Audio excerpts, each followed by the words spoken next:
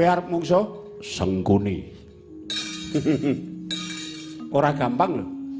Gampang ae. Pet sonten kok mboten ketingal. Nek nggen kula niku nek botoh nggih ndenggluk teng ngriku kok. Aku wis nyepak ning kene. Ben lho, kek dipripun ngaten. Mboten cah suwe-suwe. Jare Kresna kakangku, Sengkuni kuwi bebayani ora gampang sanggane. Tak arah Kakang Duryudana. Iya bener. Nanging yen Sengkuni iki mengko durung mati, pancen ya isih angel ngrubuhke Duryudana. Wah, ya ngaliyo. Ngaliyo tak rampungane. Ya ning welinge pun Kakang Kang Prayitna ngati-ati lho, Dik. Sengkuni iki sekti mandraguna. Aku Rawati.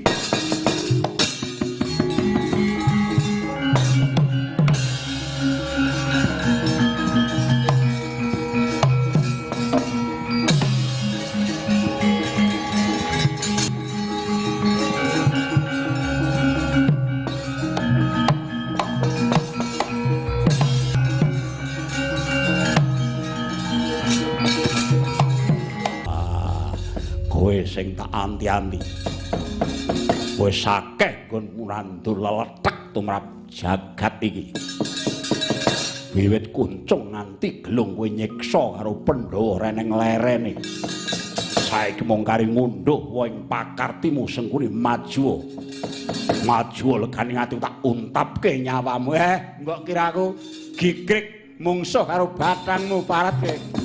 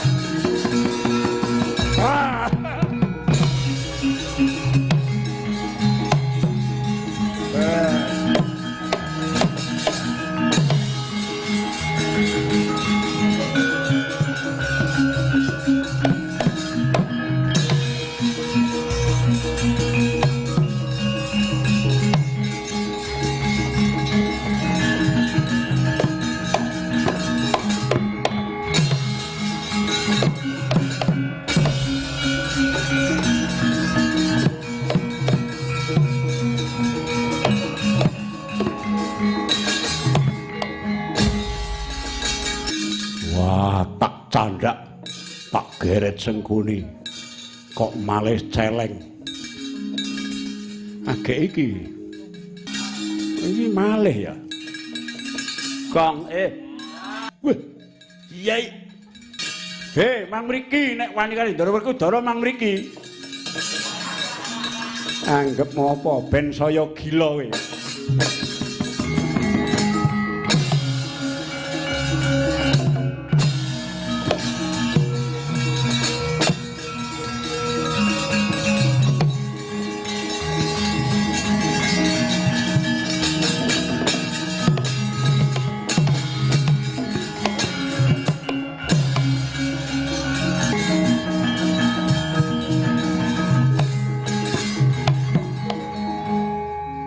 Kang Mas Werkudara kamigilan. Iya. Ilang ana ya dikae pengabarane Sengkuni. Teko ngane-ane sanget Sengkuni. Ya ilang ana mbuh piye caramu?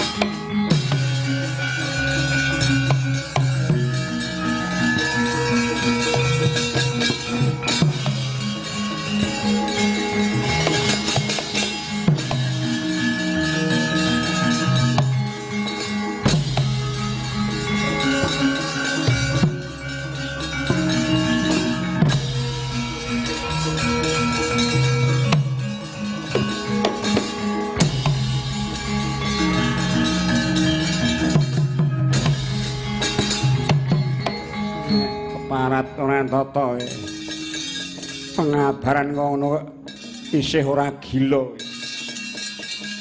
Iki kolorku tak uncalke ngono.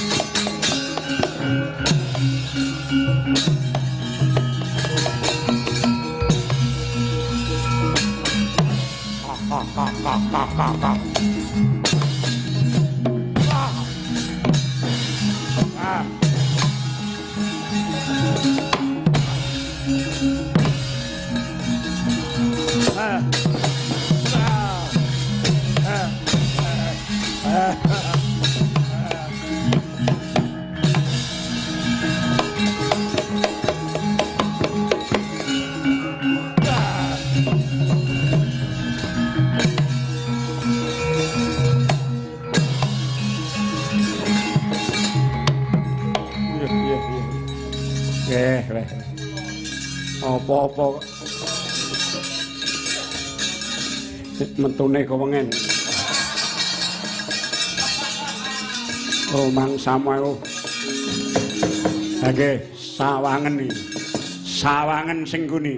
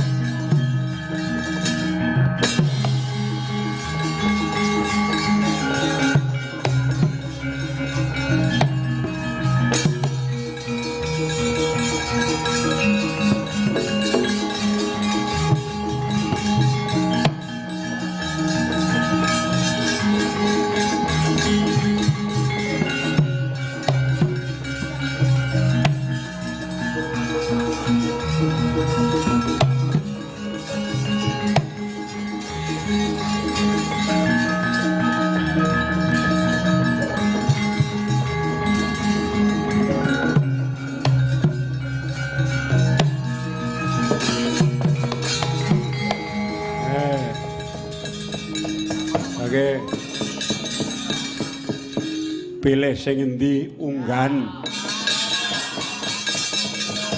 pilih sing endi unggahan yang pabaratan kari menehi rega apa mbok kira Sengkuni wong mbyeh-mbyeh andek kuna jaman Wahyu Makutha Rama ming dienggo dolanan Saiki kowe bisa weruh kasektene Sengkuni sing sejati. Mesti bingung paningal ayo golekno sing endi sing arep kok pateni.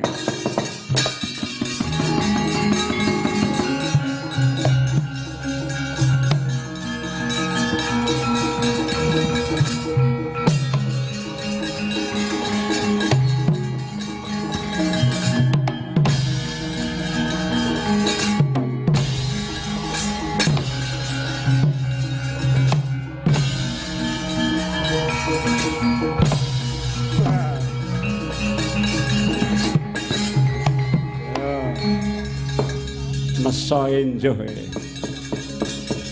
ning ora bakal iso mateni aku ambok ngantek kentekan nalar kowe.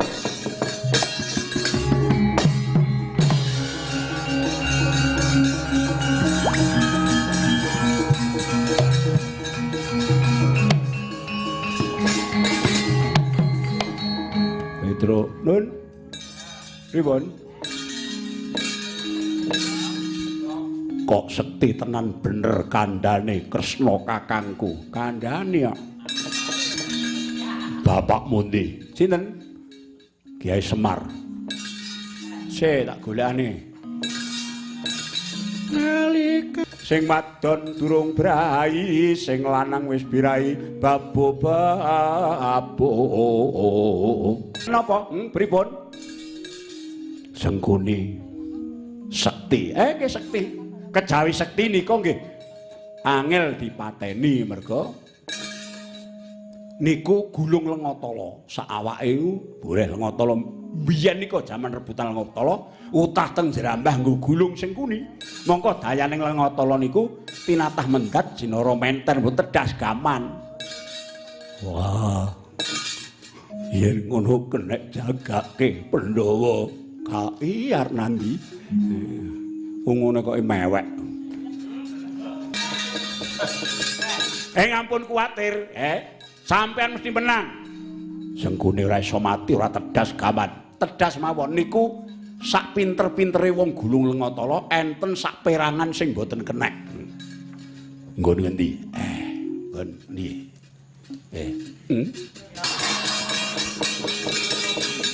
Kok malah ombomen. Nggih napa to, Pak? Nggon kuwi mau. Oh, ya aku ngerti. Banjur carane nggih anggere kuwek nggih mriku niku terus dibeset rekatak munggah ngaten. Ning sing miwiti nyuwek niku saking ngriku niku nek mboten dijajah nggih ngriku niku mboten saged. Gampang-gampang wah mati.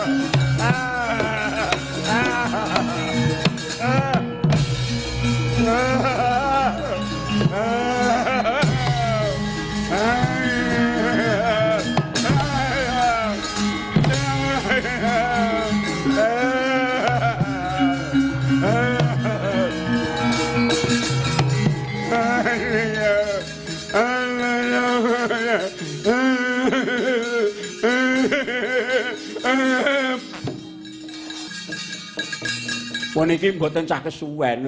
Aku nek ora maju-maju. Mati aku. Piye Petruk? Pun to mang manut kula tangane niki merodok mangetenke. Nah, kan? Pun niku dipaske ngene iki. Aduh ya.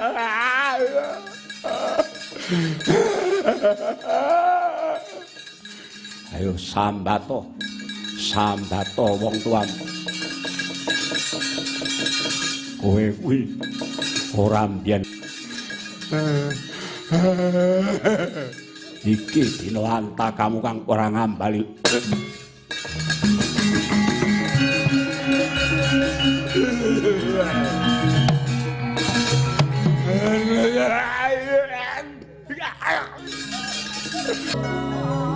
Werkudara. Iya. Siadiling nalika Pandhawa diobong bali gala-gala. Eling. Siadiling nalika Siadi diracun dibanduli watu cemplungke Benawi. Eling. Siadi seheling Pandhawa tantang dadu banjur diguang ning alas. Eling. Kabeh eling. Eling. Punjir-punjiring perkara menungsa sing mbok cekel iki. Iya. Tak tindake.